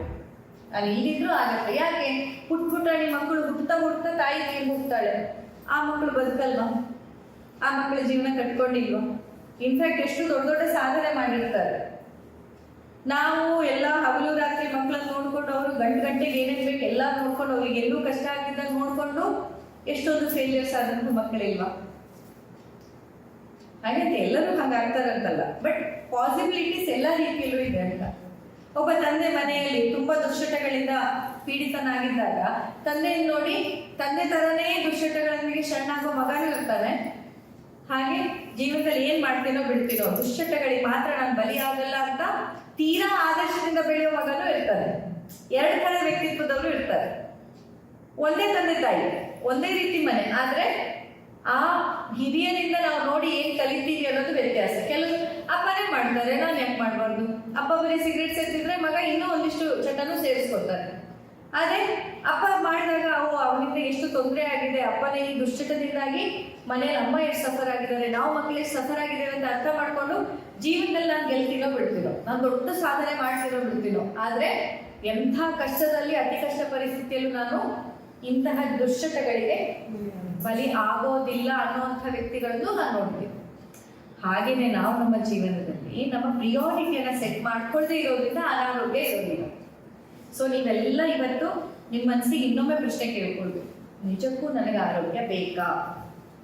ಯಾಕಂದ್ರೆ ಆರೋಗ್ಯ ಅನ್ನುವಂಥದ್ದು ಒಂದು ತಕ್ಕಡಿಯಲ್ಲಿ ಇಟ್ಟರೆ, ಈ ಕಡೆ ಆರೋಗ್ಯ ಅನ್ನೋದು ಇದೆ ಅಂತಂದ್ರೆ ತಕ್ಕಡಿಯ ಒಂದು ಪ್ಲೇಟಲ್ಲಿ, ಅಲ್ಲಿ ನೀವು ನಿಮ್ಮ ದಿನಚರಿ, ನಿಮ್ಮ ಆರೋಗ್ಯ ಪದ್ಧತಿ, ಆಹಾರ ಪದ್ಧತಿ, ಮತ್ತೆ ಅದೇ ಮನಸ್ಸಿನ ಭಾವನೆಗಳು, ನಿಮ್ಮ ಈ ಪಂಚೇಂದ್ರಿಯಗಳು ಏನೇನು ನೋಡತ್ತೆ, ಏನೇನು ಕೇಳತ್ತೆ, ಅದೆಲ್ಲ ಭಾವನೆಗಳು, ಅದೆಲ್ಲದರ ಮೇಲೆ ಹಿಡಿತ ವ್ಯಾಯಾಮ, ಒಳ್ಳೆ ನಿದ್ದೆ, ಸಮಾಧಾನ, ಧೈರ್ಯ, ಆತ್ಮವಿಶ್ವಾಸ, ಕ್ಷಮಿಸೋದು, ಇದೆಲ್ಲ ಇರಬೇಕು. ಹಾಗೆ ಇನ್ನೊಂದು ಕಡೆಯಲ್ಲಿ ರೋಗ, ನೋವು, ಅಸಮಾಧಾನ, ಕಿರಿಕಿರಿ, ಅಥವಾ ಈಗ ಏನೇನೋ ಬೇರೆ ಬೇರೆ ಸಮಸ್ಯೆಗಳು ಒಂದಾದಲೊಂದು, ಇದು ಇನ್ನೊಂದು ಕಡೆ. ಸೊ ತಕ್ಕಡಿ ಅಂತ ಹಿಡಿದು ನೋಡಿದಾಗ ಇದು ಎರಡೂ ಒಂದು ಚೂರು ಅಂತಂದ್ರೆ ಆಗಲ್ಲ. ಎರಡರಲ್ಲಿ ಯಾವ್ದಾದ್ರು ಒಂದು, ಇದು ಕಷ್ಟನೇ ಅದು ಕಷ್ಟನೇ, ರೋಗ ಅನುಭವಿಸೋದು ಕಷ್ಟನೇ. ಹಾಗೆ ಅಂತ ರೋಗಕ್ಕೆ ಚಿಕಿತ್ಸೆಯನ್ನು ತಗೊಳ್ಳೋದು, ಆ ಚಿಕಿತ್ಸೆಗೆ ಹಣ ಹೊಂದಿಸೋದು, ಅಷ್ಟು ದಿನ ಕೊಡೋದು, ಆ ಪಥ್ಯ ಮಾಡೋದು, ಆ ಚಪ್ಪೆ ಊಟ ತಿನ್ನೋದು, ಅದು ಕಷ್ಟನೇ. ಆದ್ರೆ ನೀವು ಆ ಕಷ್ಟದಲ್ಲಿ ಯಾವುದು ನಿಮ್ಗೆ ಅಡ್ಡಿಲ್ಲ ಅಂತ ನೀವು ಆರಿಸ್ಕೋಬೇಕು. ಅಲ್ಲ ನನ್ಗೆ ಇದೆಲ್ಲ ಕಷ್ಟ ಬೇಡ, ಆದ್ರೆ ಈ ರೋಗನೂ ಬೇಡ ಅಂದ್ರೆ ಆಗೋದಿಲ್ಲ. ಈ ಕಷ್ಟಗಳೆಲ್ಲ ಬೇಕು, ಇದನ್ನೆಲ್ಲ ತಗೊಳಕ್ ಸಿದ್ಧ ಇದ್ರೆ ಆ ಅನಾರೋಗ್ಯ ಅನ್ನೋ ಕಷ್ಟದಿಂದ ದೂರ ಆಗುತ್ತೆ. ಸೊ ಪ್ರತಿ ಸತಿ ನಿಮ್ಮ ಮೈಂಡಲ್ಲಿ ಆ ಜ್ಞಾನವನ್ನ ಇಟ್ಕೊಳ್ಳಿ. ಯಾವುದೇ ಕಾರಣಕ್ಕೂ ಯಾವುದೇ ಪರಿಸ್ಥಿತಿಯಲ್ಲಿನೂ ನಿಮ್ಮ ಪ್ರಿಯಾರಿಟಿ ಮಿಸ್ ಆಗಬಾರ್ದು. ನೋಡಿ, ಬೇಡರ ಕಣ್ಣಪ್ಪನನ್ನ ಇವತ್ತಿಗೂ ನಾವು ಮಹಾನ್ ಶಿವಭಕ್ತ ಅಂತ ಪೂಜೆ ಮಾಡ್ತೀವಿ. ಯಾಕೆ ಪೂಜೆ ಮಾಡ್ತೀವಿ? ಶಿವನಿಗೆ ಒಂದು ಕಣ್ಣೇ ತೆಕ್ಕೊಟ್ಬಿಟ್ಟ. ಯಾಕೆ ತೆಕ್ಕೊಟ್ಟ? ಅವನಿಗಲ್ಲಿ ಆ ಕಥೆ ನೀವು ಕೇಳಿರ್ಬೋದು. ಶಿವನಿಗೆ ಆ ಕಣ್ಣು ಕೊಟ್ರೆ ಅವನು ಬರ್ತಾನೆ, ಶಿವ ಬರ್ತಾನೆ ಅಂತಾನೆ. ವಿದಿನ್ ನೋ ಟೈಮ್ ಅಲ್ಲಿ ಬೇರೆ ಸೆಕೆಂಡ್ ಥಾಟ್ಸೇ ಇಲ್ಲ, ಕಿತ್ತಿಟ್ಬಿಟ್ಟ ಶಿವ ಬರ್ತಾನೆ ಅಂತ. ಶಿವ ಬಂದ. ಅದೇ ನಾವು ನೀವು ಇದ್ದಿದ್ರೆ ಆ ಜಾಗದಲ್ಲಿ ಅಲ್ಲ ಏನೋ ಹೇಳ್ತಿದ್ದಾರೆ, ಹೌದಾ ಪಕ್ಕ ಬರುತ್ತಾ, ಇನ್ಯಾರಾದ್ರೂ ಕಿತ್ಕೊಂಡವ್ರು ಇದ್ದಾರ, ನೀವು ಕಿತ್ಕೊಂಡ್ರೇನ್ರಿ, ಶಿವ ಬಂದೇನ್ರಿ ಅಲ್ಲ, ಮಾಮೂಲಿ ಮನುಷ್ಯನ ಸಹಜ ಗುಣ ಇದು. ಹಾಗೆ ತಾನೆ ನಾವೆಲ್ಲ ಮಾಡೋದು. ಆಮೇಲೆ ಮತ್ತೆ ಯೋಚನೆ, ಅವರೆಲ್ಲ ಹೇಳ್ತಾರೆ ಹೋಗ್ಲಿ ನಾವು ಕಿತ್ವಿ ನಮ್ಗೆ ಶಿವ ಕಂಡಂತ. ಅಯ್ಯೋ ಆದ್ರೆ ನಾನು ಕಿತ್ಬಿಟ್ಟು ಶಿವ ಬಂದಿಲ್ಲ ಅಂದ್ರೆ ಕಿತ್ತಿದ್ ವೇಸ್ಟ್ ಆಗ್ಬಿಡುತ್ತಲ್ಲ, ಬರುತ್ತಾ ಇಲ್ವಾ ಈ ಯೋಚನೆ? ಹೌದಲ್ಲ? ಆದ್ರೆ ಅಲ್ಲಿ ಆತನಿಗೆ ಶಿವ ಬಂದಿದ್ದು ಕಣ್ಣು ಕಿತ್ಕೊಟ್ಟಿದ್ದಕ್ಕಲ್ಲ, ಕಣ್ಣು ಕಿತ್ಕೊಡೋ ಮೊದಲು ಆ ಯಾವುದೇ ಸೆಕೆಂಡ್ ಥಾಟ್ ಇಲ್ಲದೆ ಇರುವ ಅಚಲವಾದ ನಂಬಿಕೆಗಾಗಿ ಬಂದಿದ್ದು. ಆ ಅಚಲವಾದ ನಂಬಿಕೆಯಿಂದಾಗಿ ಅವನಿಗೆ ಶಿವನ ದರ್ಶನ ಆದದ್ದು. ಹಾಗೆ ನಮ್ಮ ಜೀವನದಲ್ಲಿ ಕೂಡ ನಮಗೆ ನೀವು ನಂಬಿರುವಂತಹ ತತ್ವ ಸಿದ್ಧಾಂತಗಳಾಗಿರ್ಬೋದು, ಯಾವುದೋ ಒಂದು ವಿಷಯ, ಏನೋ ಒಂದು ನೀವು ಪಡ್ಕೊಳ್ತಾ ಇದ್ದೀರಂತ ಅದ್ರ ಮೇಲೆ ಅಷ್ಟು ಅಚಲವಾದ ನಂಬಿಕೆ ಇದ್ರೆ ನಿಮಗೆ ಖಂಡಿತ ಸಿಗತ್ತೆ. ಆದ್ರೆ ನಾವು ಆ ಅಚಲವಾದ ನಂಬಿಕೆ ತಂದುಕೊಳ್ಳೋದ್ರಲ್ಲಿ ಫೇಲ್ ಆಗ್ತೀವಿ. ಅಯ್ಯೋ ಹೌದಾ, ಆಗತ್ತಾ, ನಿಜ ಆಗತ್ತಾ, ಸರಿ ಹೋಗತ್ತಾ, ಆಗದೆ ಇದ್ರೆ ಏನ್ ಮಾಡೋದು, ಎಲ್ಲ ವೇಸ್ಟ್ ಅಲ್ಲ, ಹಂಗೆ ಯೋಚನೆ ತರಬಾರ್ದು. ಬಿಕಾಸ್ ಏನ್ ಹೇಳ್ತಾರೆ, ಅಸ್ತು ಅಂತಿರ್ತಾರೆ ಅಂದ್ರೆ ಮತ್ತೆ ಅದೇ ಕಾನ್ಸೆಪ್ಟಿಗೆ ಬಂದ್ರೆ ಯೂನಿವರ್ಸ್ ಹೆಂಗೆ ಅಂತಂದ್ರೆ, ನೀವು ಹೌದಲ್ಲ ಇದೆಲ್ಲ ಆಗದೆ ವೇಸ್ಟ್ ಆದ್ರೆ ಅಂದಾಗ ಯೂನಿವರ್ಸ್ ಅದನ್ನೇ ಕೊಡುತ್ತೆ, ಎಲ್ಲ ವೇಸ್ಟೇ ಆಗುತ್ತೆ. ಇಲ್ಲ ಎಲ್ಲ ಚೆನ್ನಾಗಾಗತ್ತೆ, ಎಲ್ಲ ಒಳ್ಳೇದಾಗತ್ತೆ, ನನಗೆ ಆರೋಗ್ಯ ಸಿಗತ್ತೆ ಅನ್ನೋದೇ ನಿಮ್ಮ ತಲೆಯಲ್ಲಿದ್ರೆ ಖಂಡಿತವಾಗಿ ನಿಮಗೆ ಸಿಗತ್ತೆ. ನೀವು ಅಂದ್ಕೊಂಡೋದ್ಕಿಂತ ನಾವು ಅಂದ್ಕೊಂಡೋದ್ಕಿಂತ ಹೆಚ್ಚಿಗೆ ಮ್ಯಾಜಿಕ್ ಸಿಗತ್ತೆ. ಹೌದು, ನಿಮ್ಮ ಸಬ್ ಕಾನ್ಶಿಯಸ್ ಮೈಂಡ್ ಅಷ್ಟು ಚೆನ್ನಾಗಿ ಕೆಲಸ ಮಾಡುತ್ತೆ. ಬಟ್ ಅದು ಆ ರೀತಿ ಕೆಲಸ ಮಾಡ್ಬೇಕಂದಾಗ ನೀವು ಪಾಸಿಟಿವ್ ಆಗಿ ಯೋಚನೆ ಮಾಡೋದು, ಪಾಸಿಟಿವ್ ಆಗಿ ಬದುಕೋದನ್ನ ಕಲಿಬೇಕು. ಭಕ್ತ ಪ್ರಹ್ಲಾದನ ಕತೆ ಕೇಳಿದ್ವಿ. ಭಕ್ತ ಪ್ರಹ್ಲಾದ ಅವನೇ ಅಪ್ಪ ಏನೇನೋ ಮಾಡಿಸಿದ, ದೊಡ್ಡ ದೊಡ್ಡ ಆನೆ ಬಂದು ಪ್ರಹ್ಲಾದನ ಮೆಟ್ಟಿ ಸಾಯಿಸಕ್ಕೆ ಅಂತ ಬಂತು. ಆ ಕ್ಷಣದಲ್ಲಿ ಕೂಡ ಪ್ರಹ್ಲಾದ ಅಯ್ಯೋ ಆನೆ ಬಂದ ಏನು, ನಾವಾದ್ರೆ ಹೇಳ್ತಿದ್ವಿ ಅಷ್ಟೊತ್ತಿಗೆ, ಅಲ್ಲ ವಿಷ್ಣು ಇಷ್ಟು ದಿನ ನೀನ್ ಜಪ ಮಾಡಿದೆ, ಇಷ್ಟು ಪೂಜೆ ಮಾಡಿದೆ, ಏನ್ ಬಂದ್ರು ನಿನ್ನ ನಾನು ಬಿಟ್ಕೊಡಿಲ್ಲ, ನೀನ್ ನೋಡಿದ್ರೆ ನಂಗಿಲ್ಲ ಆನೆ ಮೇಲೆ ಕುದಿಸ್ತಾ ಇದ್ರು, ನೀನ್ ಸುಮ್ಮನೆ ಇದೆಯಲ್ಲಪ್ಪ ಅಂತ ನಾವು ವಿಷ್ಣುಗೆ ಬೈತೀವಿ. ಆದ್ರೆ ಆ ಕ್ಷಣದಲ್ಲಿ ಆ ಪುಟಾಣಿ ಬಾಲಕನ ಮೇಲೆ ಆ ಬೃಹತ್ತಾಕಾರದ ಕಾಲು ಬಂದು ಇನ್ನೇನು ತುಳಿಯತ್ತೆ ಅನ್ನುವಾಗಲೂ ಅಷ್ಟೇ ನಿಶ್ಚಲವಾದಂತಹ ನಂಬಿಕೆಯಲ್ಲಿ ಆ ಮಗು ವಿಷ್ಣುವಿನ ನಾಮಸ್ಮರಣೆಯನ್ನೇ ಮಾಡ್ತಾ ಇತ್ತು. ಆ ಹೆಂಗೀಗ ನಾರ್ಮಲಿ ನಾವು ಅರಮನೆಯಲ್ಲಿ ಅವನು ಕೂತು ಹೇಗೆ ಹರಿನಾಮ ಸ್ಮರಣೆ ಮಾಡ್ತಾ ಇದ್ನೋ ಅಷ್ಟೇ ಧೈರ್ಯದಿಂದ, ಅಷ್ಟೇ ಅಚಲವಾದ ನಂಬಿಕೆಯಿಂದ ಅವನು ಮಾಡ್ತಾ ಇದ್ದ ಹರಿನಾಮ ಸ್ಮರಣೆ. ಅದಕ್ಕಾಗಿನೇ ಅವನ ಕಾಪಾಡ. ಪರ್ವತದಿಂದ ಗೂಡ್ ಹಾಕಿದ್ರು ಅಂತ ಕತೆ ಓದೋದು, ಬೆಂಕಿಯಲ್ಲಿ ಸುಟ್ಟು ಹಾಕ್ಬಿಟ್ರು ಅಂತ. ಇದೆಲ್ಲ ನಿಜನ ಸುಳ್ಳೋ ಸೆಕೆಂಡರಿ. ಬಟ್ ಇಲ್ಲೆಲ್ಲ ಹೇಳ್ತಾ ಇರುವಂತಹ ಕಾರಣ ಏನು, ಉದ್ದೇಶ ಏನಂತಂದ್ರೆ, ಈ ರೀತಿಯಾದ ಅಚಲವಾದ ನಂಬಿಕೆ ನಮ್ಮಲ್ಲಿದ್ರೆ ನಿಮ್ಮ ಸಬ್ ಕಾನ್ಶಿಯಸ್ ಮೈಂಡಿಗೆ ಅಷ್ಟು ಶಕ್ತಿ ಇದೆ ಅಂತ. ಒಂದದೇ ಇದು ಕಥೆಯಲ್ಲಿ ಹೋಗ್ತಾ ಇದ್ರೆ, ಒಬ್ಬ ಆರೋಪಿಗೆ ಒಂದು ಮರಣದಂಡನೆ, ಗಲ್ಲು ಶಿಕ್ಷೆ ಆಗಿರುತ್ತೆ.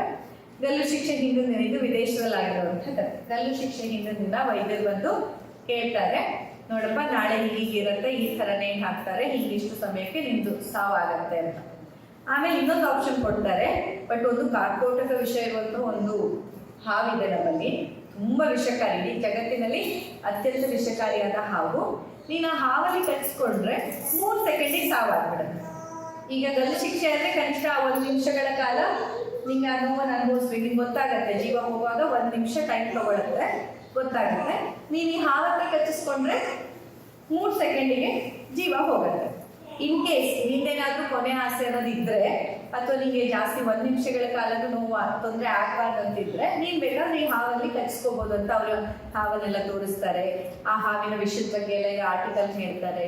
ಅಂಡ್ ಅದರ ವಿಷಯ ಎಷ್ಟು ಡೇಂಜರಸ್ ಅನ್ನೋ ಪಬ್ಲಿಷ್ ಆಗಿರೋಂಥದ್ದೆಲ್ಲ ಆರ್ಟಿಕಲ್ ತೋರಿಸಿ ಅವನನ್ನ ಒಪ್ಪಿಸ್ತಾರೆ. ಅಂದ್ರೆ ಅವನಿಗೆ ಕನ್ವಿನ್ಸ್ ಮಾಡ್ತಾರೆ, ಹೌದು ಈ ಹಾವಲ್ಲಿ ಕಚ್ಕೊಂಡ್ರೆ 3 ಸೆಕೆಂಡಿಗೆ ಜೀವ ಹೋಗೋದು ಸತ್ಯ ಅಂತ. ಆಮೇಲೆ ಅವನಿಗೆ ಆಪ್ಷನ್ ಕೊಡ್ತಾರೆ, ನೀನು ಹೇಳು, ನೀನು ಬೇಕಾದ್ರೆ ಇದು ಆಪ್ಷನ್ ಆರಿಸ್ಕೋ, ಇಲ್ಲಾಂದ್ರೆ ನೇನಂತೂ ಹಾಕು, ಒಟ್ಟು ಸಾಯೋದಂತೂ ಸಾಯೋದೆ, ಎರಡರಲ್ಲಿ ಯಾವ್ದಾಗ್ಬೋದು ನೀನು ಆರಿಸ್ಕೋಬಹುದು ಅಂತ. ಅವನು ಯೋಚನೆ ಮಾಡಿ ಆಮೇಲೆ ಅನ್ಕೋತಾನೆ, ಹೆಂಗೂ ಇವರಂತೂ ಬಿಡಲ್ಲ, ಸಾಯೋದಂತೂ ಸಾಯೋದೆ, ಸೊ ನಾನು ಹಾವತ್ರನೇ ಕಚ್ಕೊಬಿಡೋಣ ಅಂತ ಅಂದ್ಕೊಂಡು ಅವ್ರಿಗೆ ಹೇಳ್ತಾನೆ, ಆಯ್ತು ನಾ ಹಾವತ್ರ ಕಚ್ಕೋಬೇಕು. ಸೊ ಮರ್ದಿನ ಆಯ್ತು, ಅವನ ಗಲ್ಲು ಶಿಕ್ಷೆಗೆ ಅಂತ ಕರ್ಕೊಂಡು ಬರ್ತಾರೆ. ಮುಖಕ್ಕೆ ಮುಸ್ಕ್ ಹಾಕಿರ್ತಾರೆ, ನೀವು ನೋಡಿರ್ಬೋದು. ಮುಖಕ್ಕೆ ಮುಸ್ಕ್ ಹಾಕ್ಬಿಟ್ಟು, ಸರಿ ನಿಮಗೆ ಈ ಹಾವಲ್ಲಿ ಕಚ್ಚಿಸ್ತೀವಿ ಅಂತ ಹೇಳ್ಬಿಟ್ಟು ಜಸ್ಟ್ ಸುಮ್ಮನೆ 2 ಸೂಜಿಯಿಂದ ಅವನಿಗೆ ಪಿಕ್ ಮಾಡ್ತಾರೆ. ಹಾವಲ್ಲಿ ಕಚ್ಸಲ್ಲ, ಅದು ಒಂದು ಸ್ಟಡಿ ಮಾಡ್ತಾ ಇದ್ರು ಅವರು. ನಮ್ಮ ಮೈಂಡ್ ನ ಪವರ್ ಎಷ್ಟಿದೆ ಅನ್ನೋ ಸ್ಟಡಿಗೆ ಅವ್ರು ಮೊದಲೇ ಇದೆಲ್ಲ ಬ್ಯಾಕ್ ಗ್ರೌಂಡ್ ಅಲ್ಲಿ ಪರ್ಮಿಷನ್ ಎಲ್ಲ ತಗೊಂಡು ಅದೆಲ್ಲ ಆಗಿತ್ತು. ಹಾಗಾಗಿ 2 ಸೂಜಿಯಲ್ಲಿ ಸುಮ್ಮನೆ ಚುಚ್ತಾರೆ. ಅವ್ನಿಗೆ ಹಾವ ತೋರಿಸಿರ್ತಾರೆ, ಆದ್ರೆ ಕಚ್ಚಿದ್ದು ಹಾವಿಂದ ಅಲ್ಲ. ಅವ್ನು ಹೇಗೂ ಮುಖಕ್ಕೆ ಮುಸ್ಕಿರುತ್ತೆ ಇರ್ತಾರೆ. ಬಟ್ ಸರ್ಪ್ರೈಸಿಂಗ್ಲಿ ಅದೇ ರೀತಿಯಾಗಿ 3 ನಿಮಿಷಕ್ಕೆ ಅವನ ಜೀವ ಹೋಗೋದು. ಪೋಸ್ಟ್ ಮಾರ್ಟಮ್ ಮಾಡಿದಾಗ ತುಂಬಾ ಇನ್ನಷ್ಟು ಆಘಾತಕಾರಿ ವಿಷಯ ಏನಂತಂದ್ರೆ ಅವನ ದೇಹದಲ್ಲಿ ಆ ಹಾವಿನ ವಿಷ ಪತ್ತೆ ಆಗುತ್ತೆ. ಅವನ ದೇಹದಲ್ಲಿ ಆ ಹಾವಿನ ವಿಷ ಪತ್ತೆ ಆಗುತ್ತೆ. ಹೇಗೆ? ಎಲ್ಲ ವಿಡಿಯೋದಲ್ಲಿ ಇದೆ. ಯಾವುದು ಅಂದ್ರೆ ಅಯ್ಯೋ ಕಚ್ಚಿಬಿಡ್ತೇನೋ ಅನ್ನೋದಿಲ್ಲ, ಕಚ್ಚಿಲ್ಲ, ಹಾವಲ್ಲಿ ಕಚ್ಚೇ ಇಲ್ಲ, ತೋರಿಸಿದಷ್ಟೇ. ಆದ್ರೆ ಆ ಮನಸ್ಸಿನಲ್ಲಿ ಅವನ ಸಬ್ ಕಾನ್ಶಿಯಸ್ ಮೈಂಡ್ ಅಲ್ಲಿ ಏನ್ ನಿನ್ನೆ ತುಂಬಿದ್ರಲ್ಲ, ಹಿಂಗೆ ನೋಡು ಆರ್ಟಿಕಲ್ಸ್ ಇದೆ, ನೋಡು ಪಬ್ಲಿಷ್ ಆಗಿದೆ, ಸ್ಟಡಿ ಆಗಿದೆ, ಇಂತಿಂತ ವಿಷಯ 3 ಸೆಕೆಂಡ್ ಅಲ್ಲಿ ಸತ್ತೋಗ್ತಾರೆ ಅನ್ನೋಂಥದ್ದು ಏನು ಅವನ ತಲೆಯಲ್ಲಿ ಇತ್ತು, ಅವ್ನು ಮೆಂಟಲಿ ಅದನ್ನೇ ಪ್ರಿಪೇರ್ ಆಗಿದ್ದ. ಈಗ ಕಚ್ಕೋತೀನಿ, ದೇಹದಲ್ಲಿ ಅದ್ರ ವಿಷಯ ಏರುತ್ತೆ, ನಾನು 3 ಸೆಕೆಂಡ್ ಸಾಯ್ತೀನಿ, ಸತ್ತ ಅಷ್ಟೇ. ಅಂದ್ರೆ ಆ ನಿಮ್ಮ ಇನ್ನೂ ದೇಹಕ್ಕೆ ಗೊತ್ತೇ ಇಲ್ಲದೆ ಇರೋ ವಿಷಯವನ್ನು ಕೂಡ ನಿಮ್ಮ ಮನಸ್ಸಿಗೆ ಹಾಕಿದಾಗ ದೇಹದಲ್ಲಿ ಅಷ್ಟು ಕೆಮಿಕಲ್ ಚೇಂಜಸ್ ಆಗತ್ತೆ. ನಿಮ್ಮ ದೇಹದಲ್ಲಿ ಅಂತ ಮಹತ್ತರವಾದಂತಹ ಕೆಮಿಕಲ್ ಚೇಂಜಸ್ ಅನ್ನ ಮಾಡುವ ಶಕ್ತಿ ನಿಮ್ಮ ಮನಸ್ಸಿಗಿದೆ. ನೀವು ಈ ಹೊರಗಡೆ ಇರೋ ಕೆಮಿಕಲ್ ಹೆದರ್ತೀರಾ, ಆದ್ರೆ ನಿಮ್ಮ ದೇಹ ಅತ್ಯಂತ ದೊಡ್ಡ ಕೆಮಿಕಲ್ ಫ್ಯಾಕ್ಟ್ರಿ. ಎಷ್ಟು ಕೆಮಿಕಲ್ಸ್ಗಳು ನಿಮ್ಮ ದೇಹದಲ್ಲಿ ಉತ್ಪತ್ತಿ ಆಗುತ್ತೆ ಗೊತ್ತಾ? ಒಂದೊಂದ್ಸತಿ ಕೆಲವರು ಹೇಳ್ತಾರೆ, ಈಗ ಅಲೋಪತಿ ಔಷಧಿಗಳೆಲ್ಲ ಕೆಮಿಕಲ್ ಅಲ್ವಾ ಮೇಡಮ್, ತಿನ್ಬೇಕಂದ್ರೆ ನಾನು ಅದೇ ಹೇಳ್ತೀನಿ, ಕೆಮಿಕಲ್ ಅಂತ ಯಾಕೆ ಅನ್ಕೋತೀರಾ? ಒಂದು mg 2 mg 3 mg ನಿಮ್ ಜೀವ ಉಳಿಸ್ತಿದೆ ಅಂತ ಅಂದಾಗ ನೀವು ಅಂದ್ಕೊಡುವಾಗಲೇ ಅಯ್ಯೋ ಇದು ಕೆಮಿಕಲ್ ಅಂದ್ಕೊಂಡಿದ್ದಕ್ಕೆ ನಿಮ್ಗೆ ಸೈಡ್ ಎಫೆಕ್ಟ್ ಹೆಚ್ಚಿಗೆ ಕೊಡೋದು. ಇದು ಅಮೃತ, ಸದ್ಯಕ್ಕೆ ನನ್ನ ಜೀವ ಉಳಿಸ್ತಿದೆ ಅಂತ ನಾವು ತಿನ್ಬೇಕು, ಏನೂ ಆಗಲ್ಲ. ಯಾಕಂದ್ರೆ ದೇಹದೊಳಗೂ ತುಂಬಾ ಕೆಮಿಕಲ್ಸ್ ಇದೆ. ಇದೆಲ್ಲ ನ್ಯಾಚುರಲ್ ಕೆಮಿಕಲ್, ಅದು ಸಿಂಥೆಟಿಕ್ ಕೆಮಿಕಲ್, ಅಷ್ಟೇ ವ್ಯತ್ಯಾಸ. ಗೊತ್ತಾಯ್ತಾ? ಹಾಗಾಗಿ ಯಾವ ಶಾಸ್ತ್ರನೂ ಇದೇ ಬೆಸ್ಟ್, ಇದು ಹಾಡು ಅಂತ ಇಲ್ಲ. ಎಲ್ಲಾ ಶಾಸ್ತ್ರಗಳು ಬೆಸ್ಟ್. ನಿಮ್ಮ ಅಗತ್ಯ ಯಾವ್ದಿದೆ ಅಂತ ನೋಡಿ ನೀವು ಆರಿಸ್ಕೊಳ್ಬೇಕು. ಕೆಲವೊಂದು ಸನ್ನಿವೇಶಗಳಲ್ಲಿ ನಮ್ಗೆ ಆ ಸೈನ್ಸೇ ಬೇಕಾಗತ್ತೆ, ನಾವಾಗ ಅದನ್ನ ಆರಿಸ್ಕೋಬೇಕು. ಕೆಲವೊಂದು ಸನ್ನಿವೇಶಗಳಲ್ಲಿ ಆಯುರ್ವೇದ ಬೆಸ್ಟ್ ಆಗಿರುತ್ತೆ, ಅವಾಗ ಇದನ್ನ ಆರಿಸ್ಕೋಬೇಕು. ಬಟ್ ಯಾವ್ದನ್ನೇ ಆರಿಸ್ಕೊಳ್ಳಿ, ಅದ್ರ ಮೇಲೆ ನಿಮ್ಗೆ ಅಚಲವಾದ ನಂಬಿಕೆ ಇರಬೇಕು, ಅದ್ರ ಮೇಲೆ ನಿಮ್ಗೆ ಅಷ್ಟು ಶ್ರದ್ಧಾ ಭಾವನೆ ಇರಬೇಕು. ಅವಾಗ ಮಾತ್ರ ನಿಮ್ಗೆ ಆರೋಗ್ಯ ಸಿಗಕ್ಕೆ ಸಾಧ್ಯ. ನಿಮ್ಗೆ ಶ್ರದ್ಧೆ ಇಲ್ಲ, ನಂಬಿಕೆ ಮೊದಲೇ ಇಲ್ಲ, ಅಯ್ಯೋ ಏನೋ ಒಂದು ಆಗತ್ತೆ ಅಂದ್ರಪ್ಪ ನೋಡೋಣ ಅಂತ ಮಾಡಿಸ್ಕೊತಿದ್ದೀವಿ ಅಂದ್ರೆ ನೀವು ನೋಡ್ತಾನೇ ಇರ್ತೀರ, ಆಗೋದಿಲ್ಲ. ಅದು ಆಗ್ಬೇಕಂದಾಗ ಒಂದು ನಿಮ್ಮಲ್ಲಿ ಬದಲಾವಣೆ ಆಗ್ಬೇಕು. ಎಲ್ಲಿವರೆಗಿಲ್ಲ I can do it, I will do it, ನನಗೆ ಹೆಲ್ತ್ ಸಿಕ್ಕೇ ಸಿಗತ್ತೆ ಅನ್ನೋ ಭಾವನೆ ಯಾವಾಗ ನೀವು ತಂದ್ಕೊತೀರ ಒಳಗೆ, ಆವಾಗ ನೋಡಿ ಆರೋಗ್ಯನ ಮ್ಯಾಜಿಕ್ ತರ ಸಿಗತ್ತೆ. ಈಗ ಇಲ್ಲಿರೋ ಸಕ್ಸಸ್ ಸ್ಟೋರಿಯಲ್ಲಿ ನೀವು ಒಮ್ಮೆ ನೋಡಿರ್ತೀರಾ, 700 ಹೋದವ್ರು ಏನೊಂದು ಆಗೋಯ್ತು, ಆಪರೇಷನ್ ಅಂದಿದ್ರು, ನಂಗೆ ಆಯಿತು, ಆರಾಮಾಯ್ತು ಅಂತೆಲ್ಲ ಹೇಳಿದ್ರೆ ನಿಮ್ಗೆ ಅನ್ಸಿರುತ್ತೆ ತುಂಬ ಹಿಂಗೆಲ್ಲ ಆಗತ್ತ, ಇಷ್ಟು ಮ್ಯಾಜಿಕ್ ಆಗತ್ತಂತ. ಯಾಕೆ ಆ ಮ್ಯಾಜಿಕ್ ಆಯ್ತು ಅಂದ್ರೆ ಅವರು ಅಷ್ಟು ಶ್ರದ್ಧೆಯಿಂದ, ಅಷ್ಟು ಒಂದು ಬದ್ಧತೆಯಿಂದ ಆ ಚಿಕಿತ್ಸೆನ ಮಾಡ್ಕೊಂಡಿರ್ತಾರೆ. ಹಾಗೆ ನಿಮಗೂ ಆಗ್ಬೇಕಂದಾಗ ನೀವು ಅಷ್ಟೇ ಶ್ರದ್ಧೆಯಿಂದ, ನಂಬಿಕೆಯಿಂದ, ಮತ್ತೆ ಇಲ್ಲಿರೋ ಪ್ರತಿ ಕ್ಷಣವನ್ನ ನಿಮ್ಮ ಆರೋಗ್ಯಕ್ಕಾಗಿ ಇನ್ವೆಸ್ಟ್ ಮಾಡಬೇಕು.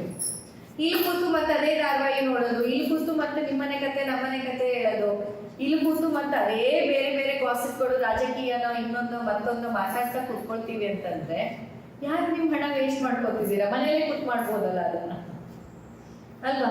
ಇಲ್ಲಿ ಇದ್ದಾಗ ಪ್ರತಿ ಕ್ಷಣವನ್ನ, ಇಲ್ಲಿರೋ ಸ್ವಚ್ಛಂದ ಗಾಳಿ ಸಿಗೋದಿಲ್ಲ ವಾಪಸ್ ನಿಮಗೆ, ಇಲ್ಲಿರುವಂತಹ ನೀರು, ಇಲ್ಲಿ ಪಾತ್ರೆ ತೊಳೆಯಕ್ಕೆ ಬಳಸೋ ನೀರು ಫಿಲ್ಟರ್ ವಾಟರ್ಗಿಂತ ಕ್ಲೀನ್ ಇರುತ್ತೆ. ಅಂಥ ಅದ್ಭುತವಾದ ನೀರು, ಆ ನೀರಲ್ಲೇ ಅಷ್ಟು ಔಷಧಿ ಗುಣಗಳಿದ್ದಾವೆ. ಇಲ್ಲಿ ಸಿಗುವಂತಹ ಒಂದು ಸೂರ್ಯನ ರಶ್ಮಿ, ಆ ಸೂರ್ಯ ಕಿರಣಗಳು ಅಷ್ಟು ನಿಮಗೆ ಲೈಫ್ ಎನರ್ಜಿಯನ್ನು ಕೊಡುವಂಥದ್ದು. ಇದನ್ನೆಲ್ಲ ಪೂರ್ತಿಯಾಗಿ ನೀವು ಸ್ವೀಕಾರ ಮಾಡಿ ನಿಮ್ಮೊಳಗೆ ತುಂಬಿಕೊಡ್ಬೇಕು. ಯಾಕಂದ್ರೆ ಇದೆಲ್ಲ ದುಡ್ಡಿಗಿಂತ ಶ್ರೇಷ್ಠ. ಯಾಕಂದ್ರೆ ದುಡ್ಡು ಕೊಟ್ಟು ನಾಳೆ ಒಂದಿನ ಸಿಗೋದಿಲ್ಲ ಇದೆಲ್ಲ. ಹಾಗಾಗಿ ಆ ಗಿಡ ಮರಗಳಿಂದ ಸಿಗುವಂತಹ ಎನರ್ಜಿ, ಗೋಮಾತೆಯರ ಜೊತೆ ಕಳೆಯುವಂತಹ ಸಮಯ, ನಿಮ್ಮ ಈ ಗಾಳಿ, ಬೆಳಕು, ಬಿಸಿಲು, ಪ್ರತಿಯೊಂದನ್ನು ನೀವು ಅಷ್ಟು ಶ್ರದ್ಧೆಯಿಂದ ನೀವು ಪ್ರತಿ ಕ್ಷಣ ಹೀಲಿಂಗ್ ಅನ್ನ ಮಾಡ್ಕೊತಾ ಇರ್ಬೇಕು. ಹೀಲಿಂಗ್ ಬಿಟ್ಟು, ಆರೋಗ್ಯ ಬಿಟ್ಟು ಬೇರೆ ಯೋಚನೆ ಬರಲೇಬಾರ್ದು. ಇದು ತಪಸ್ಸನ್ನ ನೀವಿರ್ಬೇಕು. ಅವಾಗಷ್ಟೇ ನಿಮ್ಗೆ ಮ್ಯಾಜಿಕಲ್ ರಿಸಲ್ಟ್ಸ್ ನೋಡಕ್ಕಾಗತ್ತೆ. ಅವಾಗ ನೋಡಿ ನೀವು ಎಷ್ಟು ಜೀವನ ಸುಂದರ ಅನ್ಸುತ್ತೆ, ಎಷ್ಟು ಅದ್ಭುತ ಅನ್ಸುತ್ತೆ. ಆದ್ರೆ ನಾವು ಇಲ್ಲಿ ಇಟ್ಕೊಂಡು ಮತ್ತೇನೇನೋ ಕೊರಗ್ತಿರ್ತೀವಿ, ಹುಡುಕಿ ಯಾವ ವಿಷಯಕ್ಕಾಗಿ ಇವತ್ತು ಕೋಪ ಮಾಡ್ಕೊಳ್ಳಿ, ಯಾವ ವಿಷಯಕ್ಕಾಗಿ ಸಿಟ್ ಮಾಡ್ಕೊಳ್ಳಿ, ಯಾವ ವಿಷಯಕ್ಕಾಗಿ ಬೇಜಾರು ಮಾಡ್ಕೊಳ್ಳಿ, ಯಾವ ವಿಷಯಕ್ಕಾಗಿ ಕಂಪ್ಲೇಂಟ್ ಮಾಡಲಿ, ಏನ್ ಮಾಡ್ಲಿ ನಾನಂತ ಹುಡುಕಿ ನಾವು ಮಾಡ್ತಾ ಇದ್ರೆ ಲಾಸ್ ಆಗೋದು ಯಾರಿಗೆ ಹೇಳಿ? ಈಗ ಉದಾಹರಣೆಗೆ ಈಗ ಹುಷಾರಾಗಿಲ್ಲ ಅಂದ್ರೆ ನಾನೇನು ಹೇಳ್ಬಿಡ್ಬೋದು, 99% ಸಕ್ಸಸ್ ರೇಟ್, 100ರಲ್ಲಿ 99 ಜನಕ್ಕೆ ಹುಷಾರಾಗುತ್ತೆ, ಒಬ್ರಿಗೆ ಆಗಲ್ಲ ಅಂತ ಆಯ್ತಲ್ಲ ಅದ್ರಲ್ಲಿ ನೀವು ಅಂತ ಹೇಳ್ಬಿಡ್ತೀವಿ ಅಲ್ಲ. ಅಂದ್ರೆ ನಾವಂತಷ್ಟಲ್ಲ, ಎಲ್ಲ ಡಾಕ್ಟರ್ಸ್ಗಳು ಹೇಳೋದೇ ಮೇಲೆ 99% ಸಕ್ಸಸ್ ರೇಟ್. 90% ಸಕ್ಸಸ್ ರೇಟ್ ಅಂದ್ರೆ 100ರಲ್ಲಿ 10 ಜನಕ್ಕೆ ಆಗುತ್ತೆ, 100ರಲ್ಲಿ 90 ಜನಕ್ಕೆ ಆಗುತ್ತೆ, 10 ಜನಕ್ಕೆ ಆಗಲ್ಲ. ಸೊ ನಮ್ಗೆ ಹೇಳ್ಬಿಡೋದು ಸುಲಭ, ಎಲ್ರಿಗೂ ಹುಷಾರಾಗ್ತಿತ್ತು, ನಿಮ್ಗೆ ಯಾಕೋ ಆಗಿಲ್ಲ, ಗೊತ್ತಿಲ್ಲ, ಮುಗಿತಲ್ಲಿ. ಆದ್ರೆ ನಿಮ್ಗೆ ಇದು ನಿಮ್ಮ ಬದುಕು, ನೆನಪಲ್ಲಿ ಇಟ್ಕೊಳ್ಳಿ. ನಮಗೆ ನೋಡುವಂತಹ ಸಾವಿರಾರು ರೋಗಿಗಳಲ್ಲಿ ಆ ಒಬ್ಬ ರೋಗಿ ಒಂದು ರೋಗಿ ಆಗಿರ್ತಾರೆ, ಆದ್ರೆ ನಿಮಗೆ ಇರೋದು ಒಂದೇ ಬದುಕು, ಇದು ನಿಮ್ಮ ಬದುಕಾಗಿರುತ್ತೆ. ಸೊ ದಯವಿಟ್ಟು ಆ ಸೀರಿಯಸ್ನೆಸ್ ಅನ್ನ ಇಟ್ಕೊಳ್ಳಿ. ಪ್ರತಿ ಕ್ಷಣವನ್ನ ನೆಮ್ಮದಿಯಿಂದ, ಸಮಾಧಾನದಿಂದ, ನಿಮ್ಮ ಆರೋಗ್ಯಕ್ಕಾಗಿ ಫೋಕಸ್ ಮಾಡಿಕೊಂಡು ಪಾಸಿಟಿವಿಟಿಯಿಂದ ಕಳೆಯೋ ಪ್ರಯತ್ನ ಮಾಡಿ. ಇದು ನಿಮ್ಗೆ ತುಂಬಾ ಮ್ಯಾಜಿಕಲ್ ರಿಸಲ್ಟ್ ಅನ್ನ ಕೊಡುತ್ತೆ. ಆ ಗಾಳಿ ಬೀಸೋದನ್ನ ನೋಡಿ, ಮೋಡದ ಚಲನೆಯನ್ನ ನೋಡಿ, ರಾತ್ರಿ ಆದ್ರೆ ಆಕಾಶದಲ್ಲಿ ನಕ್ಷತ್ರವನ್ನ ನೋಡಿ, ಹಗಲಾದ್ರೆ ಸೂರ್ಯನನ್ನ ನೋಡಿ, ಗೋಮಾತೆಯರ ಜೊತೆ ಸಮಯವನ್ನ ಕಳೀರಿ. ಇದೆಲ್ಲ ಇನ್ನು ಹೊರ ಜಗತ್ತಲ್ಲಿ ಇನ್ನು ಈ ಸದ್ಯಕ್ಕೆಲ್ಲ ಫ್ರೀ ಆಗಿದೆ, ಇನ್ನೊಂದು 10-20 ವರ್ಷ ಹೋದ್ರೆ ಬಹುಶಃ ಅದು ಸಿಗಲ್ಲ ಹೊರಗಡೆ. ಈಗಾಗಲೇ ಸಿಟಿಲಿದ್ದವ್ರಿಗೆ ಅನುಭವ ಆಗಿರುತ್ತೆ, ಅಲ್ಲಿ ಗಾಳಿ, ಅಲ್ಲಿ ಎನರ್ಜಿ. ನೀವು ನೋಡಿದೀರಾ, ನಾನು ಬೆಂಗಳೂರಿಗೆಲ್ಲ ಹೋದಾಗ ಒಂದೊಂದ್ಸತಿ ಎಷ್ಟು ಸಫೋಕೇಟ್ ಫೀಲ್ ಆಗುತ್ತೆ ಅಂದ್ರೆ ಎಲ್ಲರೂ ಎಲ್ಲೋ ರಶ್ ಅಲ್ಲಿ ಇದ್ದಾರೆ, ಎಲ್ಲ ಕಾಂಪಿಟೇಷನ್ ಅಲ್ಲಿ ಇದ್ದಾರೆ. ಇನ್ನು ಮುಂಬೈಗೆ ಹೋದಾಗ ನಿಮ್ಗೆ ಇನ್ನೂ ಚೆನ್ನಾಗಿ ಫೀಲ್ ಆಗುತ್ತೆ. ಮುಂಬೈಯಲ್ಲಿ ನೋಡಿದೀರಾ ಆ ಎನರ್ಜಿ ಹೆಂಗೆ ಅಂತಂದ್ರೆ ಎಲ್ಲ ಕಾಂಪಿಟೇಷನ್, ಎಲ್ಲ ರಶ್ ಅಲ್ಲಿ ಇದ್ದಾರೆ, ಓಡ್ತಿರ್ತಾರೆ. ಇದು ಜೀವನದ ಪಯಣ, ಓಡೋದು ಕಾಂಪಿಟೇಷನ್, ನಾವು ಶೋ ಆಫ್ ಮಾಡ್ಕೊಳ್ಳೋದು, ಸ್ಟೇಟಸ್ ಮೇಂಟೈನ್ ಅಂತೆ, ಇನ್ನೊಂದಂತೆ ಮತ್ತೊಂದಂತೆ. ಒಟ್ಟಿನಲ್ಲಿ ಯಾರು ಇದ್ದದ್ದು ಇದ್ದ ಹಾಗೆ ಸ್ವಾಭಾವಿಕವಾಗಿ, ಸಹಜವಾಗಿ, ಸರಳವಾಗಿ ಬದುಕಲಾರದ ಸ್ಥಿತಿಯಲ್ಲಿ ಒದ್ದಾಡ್ತಿದ್ದಾರೆ. ಸೊ ಇಲ್ಲಿ ಹೇಗೆ ಅಂತಂದ್ರೆ ಅಷ್ಟು ಫ್ರೀ ಎನರ್ಜಿ, ಅಷ್ಟು ಲೈಫ್ ಎನರ್ಜಿ ಫುಲ್ ಇದೆ. ಎಲ್ಲ ಪ್ರತಿ ಗಾಳಿಯ ಒಂದೊಂದು ಕಡದಲ್ಲಿ, ಪ್ರತಿಯೊಂದು ಗಿಡ ಮರದ ಮೂಮೆಂಟ್ ಅಲ್ಲಿ ನಿಮಗೆ ಅದು ನೋಡಕ್ಕೆ ಸಿಗತ್ತೆ. ಅದನ್ನು ಪೂರ್ತಿಯಾಗಿ ಅನುಭವಿಸ್ಬೇಕು. ಪೂರ್ತಿಯಾಗಿ ನಿಮ್ಮ ಈ ಇನ್ವೆಸ್ಟ್ಮೆಂಟ್ ಅನ್ನೋದು ಬರೀ ಟ್ರೀಟ್ಮೆಂಟ್ ರೂಮ್ ಒಳಗಷ್ಟೇ ಅಲ್ಲ, ನಿಮ್ಮ ಇನ್ವೆಸ್ಟ್ಮೆಂಟ್ ಇಲ್ಲಿ ಕಳೆಯೋ ಪ್ರತಿ ಕ್ಷಣ ಆಗಿರ್ಬೇಕು. ದೈವರಾದರೂ ತಪಸ್ ಮಾಡಿರೋ ಜಾಗ ದೇವಸ್ಥಾನದಲ್ಲಿ ಕುತ್ಕೊಳ್ಳಿ, ಸಮಾಧಾನ ಚಿತ್ತರಾಗಿ ಒಂದು ದಿನ ಕನಿಷ್ಠ 1 ಗಂಟೆ ಮೌನವಾಗಿ ಕುತ್ಕೊಳ್ಳಿ, ಏನಾಗುತ್ತೆ. ಇನ್ಫ್ಯಾಕ್ಟ್ ನಾನು ಹೇಳೋದಂತೂ ಇಡೀ ದಿನ ಮೌನ ವೃತ್ತ ಮಾಡಿ. ಯಾಕಂದ್ರೆ ಮನೆಗೆ ಹೋದ್ಮೇಲೆ ನೀವು ಮಾಡೋಕ್ಕಾಗಲ್ಲ, ಅನಿವಾರ್ಯತೆ ಇರುತ್ತೆ, ಮಾತಾಡಲೇಬೇಕಾಗುತ್ತೆ, ಜವಾಬ್ದಾರಿಗಳಿರುತ್ತೆ, ಕೆಲಸಗಳಿರುತ್ತೆ. ಇಲ್ಲಿದ್ದಾಗ ಮಾಡಿ ನೋಡಿ ಅಲ್ಲ, ಒಂದು ಇಡೀ ದಿನ ಮೌನ ವೃತ್ತ ಮಾಡಿ. ನಮ್ಮ ಸ್ಟಾಫ್ ಅಂತೂ ಮಾತಾಡ್ಸಲ್ಲ ನಿಮ್ಮನ್ನ, ಇಲ್ಲ ನಾನು ಮೌನ ವೃತ್ತದಲ್ಲಿ ಇದ್ದೀನಿ ಅಂದ್ರೆ ಅವರೆಲ್ಲ ವ್ಯವಸ್ಥೆನ ನೀವು ಮೌನವಾಗಿದ್ದಾಗಲೇ ನಿಮ್ಗೆ ಮಾಡ್ಕೊಡ್ತಾರೆ. ನೀವು ಮನಸ್ಸು ಮಾಡಿ ಒಮ್ಮೆ ಕಂಪ್ಲೀಟ್ ಮೌನ ವೃತ್ತ ಮಾಡಿ. ಒಂದು ಇಡೀ ದಿನ ನಾನು ನೆಗೆಟಿವ್ ಯೋಚನೆನೇ ಮಾಡಲ್ಲ ಅಂತ ನಿಮ್ಮಷ್ಟಕ್ಕೆ ನೀವು, ಇದನ್ನು ನೀವು ಯಾರಿಗೂ ಪ್ರೂವ್ ಮಾಡ್ಬೇಕಂತಿಲ್ಲ, ನೀವು ಬಂದು ನನಗೆ ಹೇಳಿ ಮಾಡ್ಬೇಕಂತಿಲ್ಲ, ನಿಮ್ಮಷ್ಟಕ್ಕೆ ನೀವೇ ಮಾಡಿ ನೋಡಿ. ಇದೆಲ್ಲ ಏನು ಮಾಡುತ್ತೆ, ನಿಮ್ಮ ಚಿಕಿತ್ಸೆಗೆ ಎನಿವೇ ನೀವು ಇನ್ವೆಸ್ಟ್ ಮಾಡಿರೋದ್ರಲ್ಲಿ ಜಾಸ್ತಿ ನೀವು ಅದರಲ್ಲಿ ತಗೊಳಕ್ಕಾಗತ್ತೆ. ನೀವು ಮನಸ್ಸು ಮಾಡಿದ್ರೆ, ಆ ಮನಸ್ಸು ಮಾಡಬೇಕು, ಆ ಮನಸ್ಸನ್ನು ಮಾಡಿ ಆರೋಗ್ಯವನ್ನು ಪಡ್ಕೊಳ್ಬೇಕು. ಯಾಕಂದ್ರೆ ಬರೀ ಆಸ್ಪತ್ರೆಯಿಂದ, ಬರೀ ವೈದ್ಯರಿಂದ, ಬರೀ ಔಷಧಿಯಿಂದ ಆರೋಗ್ಯ ಸಿಗೋದಾಗಿದ್ದರೆ ನೀವೆಲ್ಲ ನಿಮ್ಮ ಊರು ಹತ್ತತ್ರ ಇರೋ ವೈದ್ಯರನ್ನು ಬಿಟ್ಟು ಇಲ್ಲಿ ತನಕ ಬರಬೇಕಾಗಿರ್ಲಿಲ್ಲ ಅಲ್ವಾ? ಹಾಗೆ ಸಿಗೋದಿಲ್ಲ. ನಿಮ್ಮ ಒಳಗಡೆಯಿಂದನೂ ಆ ಬದಲಾವಣೆ ಆಗಬೇಕು. ಗುರು ಹಿರಿಯರ ಆಶೀರ್ವಾದ ಬೇಕು. ಇಲ್ಲಿ ನಿಮಗೆ ಬ್ರಹ್ಮಶ್ರೀ ದೈವರಾತ್ರ ಆಶೀರ್ವಾದ ಇದೆ. ಭಗವಂತ ಪರಶಿವನ ಸಾಕ್ಷಾತ್ ಆತ್ಮಲಿಂಗ ಇರುವಂತಹ ಜಾಗ ಇದು. ಗೋಕರ್ಣ ಕ್ಷೇತ್ರ ಮಹಿಮೆಯೂ ಇದೆ.